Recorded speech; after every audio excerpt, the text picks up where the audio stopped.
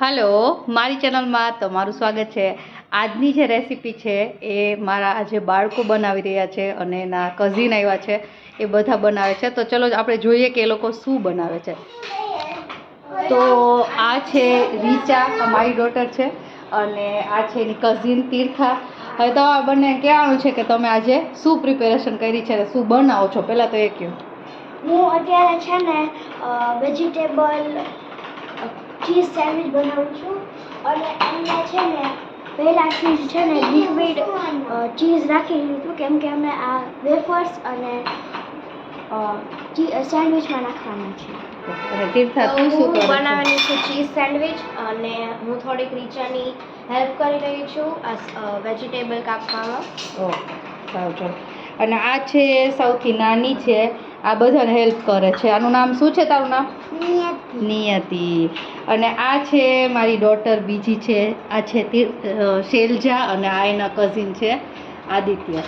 ચલો હવે તમે લોકો શું બનાવો છો? મેં નિયતિ માટે અમે બે છે ને ક્રીમ કાઢી નાખી, અને હું થિકશેક માટે ઓરિયોનો પાવડર બનાવું છું. અને તમે બનાવો છો?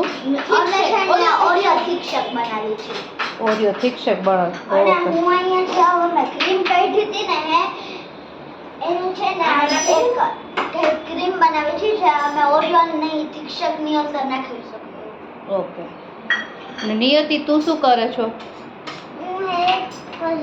હેલ્પ કરે છે બધાની.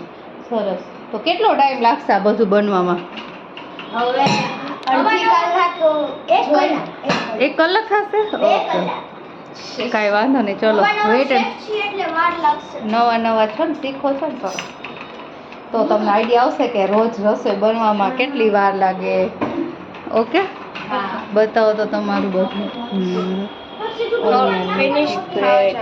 ઓકે. તો આ જે આજની બધી રેસિપીઝ છે એ મોટાભાગે બધી ફાયરલેસ કુકિંગ છે. મોટાભાગની વસ્તુ છે એ રેડી જ હોય છે, ખાલી જસ્ટ અસેમ્બલ કરી અને એ લોકો બનાવે છે. અમુક જે લિક્વિડ ચીઝ ને બધું બનાવે છે એમાં થોડું ઘણી જરૂર પડે છે, તો એ મેં કરી આપ્યું છે. પણ આ બધી વસ્તુ કરવા પાછળનું, અથવા તો બાળકો છે કુકિંગ થોડું બેઝિક શીખે એની માટે ખૂબ જ જરૂરી છે, કારણ કે થોડું ઘણું બેઝિક વસ્તુ બધાને આવડતી હોય છે. આપણે જે કહીએ છીએ ને કે ઓર્ગેનાઇઝિંગમાં એ છોકરાઓને આ કરાવો, ઓલું કરાવો, તો આ કુકિંગ પણ એવી જ વસ્તુ છે. જો થોડું ઘણું એ લોકોને જાતે આવડતું હોય તો એટલીસ્ટ એ લોકોને વેલ્યુ થાય કે ઘરમાં જે 3 ટાઈમ વસ્તુ બને છે, જે કિચનમાં મમ્મી હોય કે બા હોય કે કોઈ પણ હોય એ લોકો બનાવતા હોય, તો એ બધી વસ્તુ પાછળની મહેનત છે એની એ લોકો વેલ્યુ કરે. અને તમે જોઈ શકો છો કે they are very much busy, અને આઈ થિંક આ બધી વસ્તુ સરસ જ બનાવશે, મને એવું લાગે છે, કારણ કે એ લોકો બહુ પ્લાનિંગ સાથે, જો કે અત્યારની જનરેશનને કાંઈ કહેવું ન પડે, બધું જ પ્લાનિંગ સાથે શું વસ્તુ જોશે, ઇન્ગ્રીડિયન્ટ્સ, આ બધી વસ્તુ એ લોકોએ જાતે જ મને કીધી હતી અને મેં લઈ આવી દીધી છે.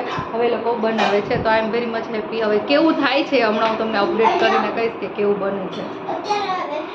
તો ફરીથી આપણે જોઈએ કે ક્યાં પહોંચ્યું બધું. તો ક્યાં શું બનાવો છો તમે? આ ચીઝ સેન્ડવિચ બની ગઈ? હા. શું આમાં એડ કર્યું તમે? આમાં પિઝા પાસ્તા સોસ છે, ક્રીમ ચીઝ છે, અને ચીઝ. ક્રીમ ચીઝ ને ચીઝ. અને અગર તમે ચીઝ ફ્લેક્સ ઘરે નાખો તો નાખી શકાય. હવે એને એમનેમ જ કે ઓવનમાં મૂકવાની છે?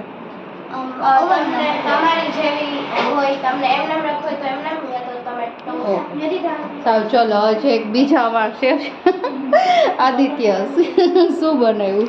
મેં પેલા ઓરિયોની બધી ક્રીમ કાઢી નાખી, પછી એને દૂધમાં મિક્સ કર્યું અને એની ક્રીમ બનાવી, પછી જે બિસ્કિટ લીધા એનો પાવડર બનાવીને આના અંદર નાખીને, અને પછી ડ્રિંકેબલ ચોકલેટ આમાં નાખીને દૂધ નાખીને મિક્સ થઈ ગયું. હવે આ થિકશેક બની ગયું છે. વાહ, ચલો હવે સર્વ કરો છો? હું તને ગ્લાસ આપું. સાવ, ચલો. શૈલજા તું શું કરે છે હવે જો અમે સેન્ડવિચ બનાવી છે ને એને અમે બેક કરી, મીન્સ કે ઓવનમાં કર્યું ને? ઓકે. કેટલી સેકન્ડ માટે? કેટલી સેકન્ડ? 30 સેકન્ડ. 30 સેકન્ડ તો વધારે થશે દીકરા. 15 સેકન્ડ ઇનફ છે. હવે સ્ટોપ કરી દો. ઓકે. અંદરનું ચીઝ મેલ્ટ થઈ જાય. ઓકે. અને નિયતિ તું શું કરે દીકરા? હે, તે કર નાખ્યું? શું કર્યું તે? આ બધી બિસ્કિટનો ભૂકો તે કર્યો? ઓકે સરસ સરસ સરસ. ને બિસ્કિટનો ભૂકો કર્યો. હા આમાં બિસ્કિટનો ભૂકો નાખ્યો ને મિક્સ કર્યું ને સરસ. તો આદિત્યની વસ્તુ બની ગઈ છે. આદિત્ય શું બન્યું? ઠીક છે. ચલો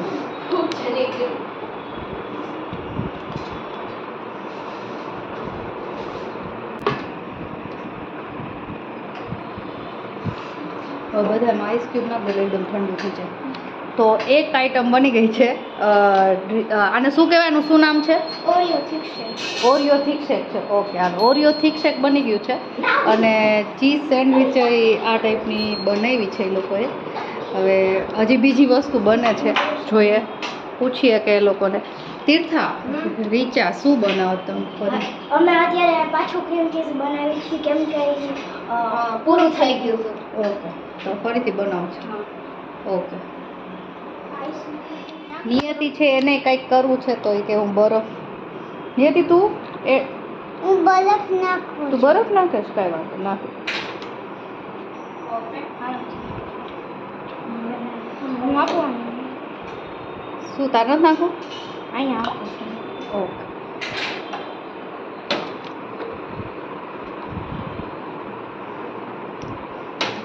હવે સેન્ડવિચ બને ત્યાં સુધી આ બધું ફ્રીજમાં રાખી દેવું છે ને? હા એટલે આ ઠંડુ રહે. ઓકે એટલે તો આ ઓરિયો મિલ્કશેક ઓરિયો ઠીક છે.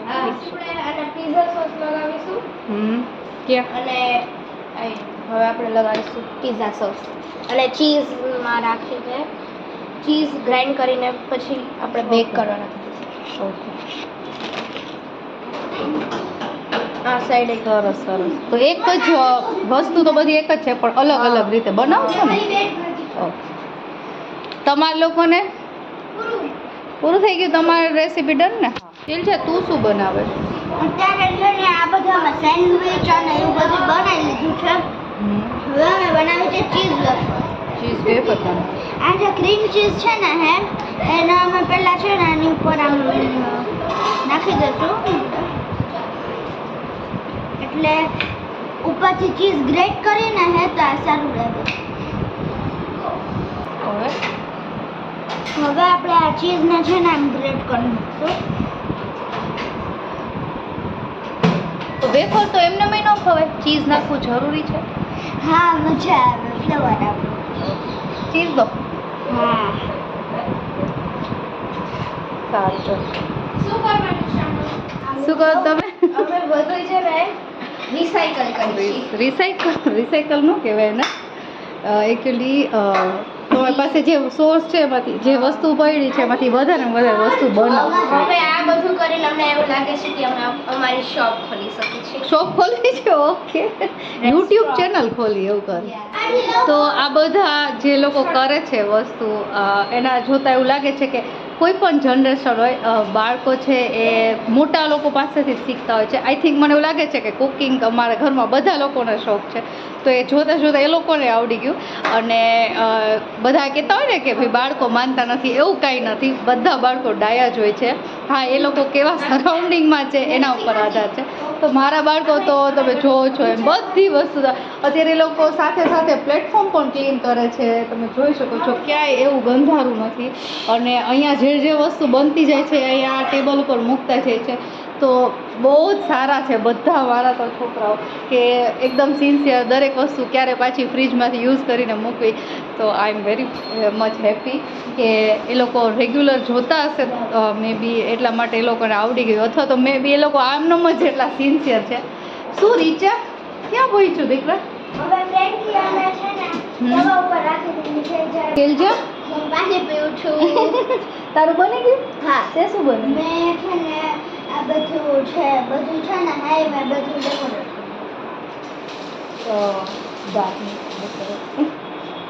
અને તીર્થા તું? અહીંયા જગ્યા નથી આપણે એટલી બધી વસ્તુ બની ગઈ છે. આ બધી ખવાઈ તો જશે ને? હા હા ખવાઈ જશે ને તો ટેસ્ટી. આમ તો એટલી બધી મહેનત કરી છે એટલે ખવાઈ જ જશે. ફાઇનલી બની ગયું બધું કેવો એક્સપિરિયન્સ રસોઈ બનાવવામાં અરે બહુ જ મહેનત લાગે બહુ મહેનત લાગે ને તો અને ગરમી ખબર પડી હવે જમવાનું વેસ્ટ ન કરાય જમવાનું વેસ્ટ કરો એના કરતાંય જ્યારે તમે જમવાનું બનાવે ને મને ભીંડાનું શાક નથી ભાવતું કે મને દૂધીનું શાક નથી ભાવતું એવું બોલવાનું નહીં. હા, સારું ચલો હવે ક્યાંથી બોલશો શું બન્યું ચલો અમે મને છે ને પહેલા આ કહો ઓરિયો મિલ્કશેક ચાલુ કરશું ઓકે ચલો બોલો આ કોણે બનાવ્યું છે આમ ઓરિયો મિલ્કશેક મેં બનાવ્યું ઓરિયો મિલ્કશેક તે બનાવ્યો પછી બીજું શું છે અમે તીર્થા અને મેં બે છે ને ફ્રેન્કી બનાવી છે ફ્રેન્કી હા પછી આ શું છે આ ડબલ લેયર ચીઝ સેન્ડવિચ છે ડબલ લેયર વેજીટેબલ છે ઓકે આ શું છે આ ચીઝ વેફર અને cheese grilled sandwich cheese grill sandwich છે ઓકે આ આ બ્રેડ પીઝા છે અને આ વેજીટેબલ ડબલ ચીઝ વાળી છે અને આ વચ્ચે છે આ હા બ્રેડ પીઝા ઓકે અને આ બ્રેડ બટર અને ઈ બ્રેડ બટર નિયતિએ બનાવ્યું તે બનાવ્યું છે બ્રેડ બટર એ શું નખાય બ્રેડ બટરમાં બ્રેડ બટર ને બ્રેડ અને બટર હવે મમ્મી બનાવે તો બધું ખાઈ લેવાનું ને હે આજ ઘરે જઈને શું કહીશ મારે શાક ખાવાનું શું શાક નથી ખાતી ને ખાવાનું હો સારું ચલો તો તમારો વેકેશનનો સરસમાં સરસ એક્સપિરિયન્સ કહેવાય કે જેમાં તમને આ ખબર પડી કે કુકિંગમાં કેટલો ટાઈમ લાગે અને એ વસ્તુ જે બનાવી બધી પૂરી કરી લેવાની બાય બાય